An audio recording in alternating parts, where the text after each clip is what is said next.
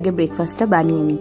আজকে কিন্তু ব্রেকফাস্টটা আমি একদম অন্যরকম কিছু একটা বানাচ্ছি। কালকে রাত্রিবেলা চাল আর 3 রকম ডাল, মানে মসুর, মুগ আর ছোলার ডাল, এই 4টে জিনিস একসাথে ভিজিয়ে রেখেছিলাম। আজকে এটা দিয়ে বানাবো চিল্লা। আমি অনেক জায়গাতেই শুনেছি আর ভিডিওতেও দেখেছি যে ভীষণ নাকি টেস্টি হয় খেতে, আর এটা ব্রেকফাস্ট হিসাবে একটা হেলদি অপশানও।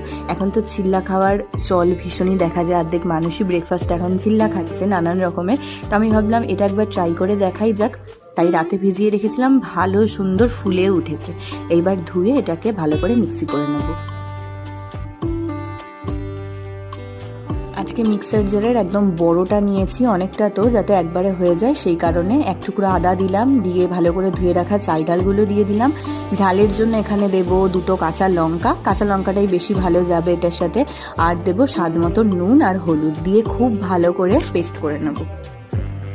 হয়ে গেছে, দেখো মিক্সিতে আমি পেস্ট করে নিয়েছি। আর একদম মিহি পেস্ট করলে কিন্তু এটা হবে না, এটা একটু ওই দানা দানা মতন থাকবে, তাহলেই কিন্তু খেতে ভালো লাগবে। তো একটুখানি ভালো ফ্লেভারের জন্য কারি পাতা কুচিয়ে দিয়ে দিলাম, আর কারি পাতা তো আমাদের শরীরের জন্য ভীষণই ভালো। আর অল্প করে একটুখানি পেঁয়াজ কুচিয়েছি, সেটাও দিয়ে দিলাম। ব্যাস, এবার সব কিছুকে ভালো করে মিশিয়ে নেব, নিয়ে চিল্লাগুলোকে একে একে ভেজে নেব। আজকে আমার প্রচুর রান্নাবান্না রয়েছে। এখনই বাজে প্রায় 10:15।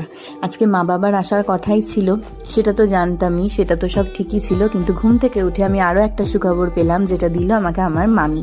জাস্ট আমি ঘুম থেকে উঠেছি, তো আমাকে জানালো যে আজকে মামা ছুটি পেয়েছে হঠাৎ করে, তো সেই জন্য দিদা, মামা, মামিও আসছে।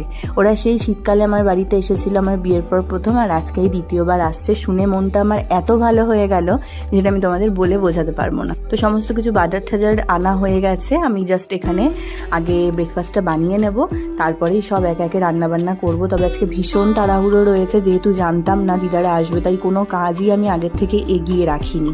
তো সেই কারণে একটুও আমি রেডি নই, আমাকে সব এখন নিজে নিজেই করতে হবে। মেনু যা ঠিক করেছিলাম বাবা মার জন্য সেগুলোই রাখবো, কিন্তু 2-1টা এক্সট্রা তো করতেই হবে। তো সেগুলো কি তোমাদের সবই দেখাবো। সুন্দর করে চিল্লাগুলো উঠেও গেল। এই সমস্ত জিনিস বানানোর আগে একটু ভয় লাগে যে কড়াইতে লেগে না যায়, কিন্তু সুন্দর উঠেও গেছে। আর টেস্ট করে দেখলাম এত ভালো লাগলো খেতে, যে এতটাও ভালো লাগবে আমি সেটা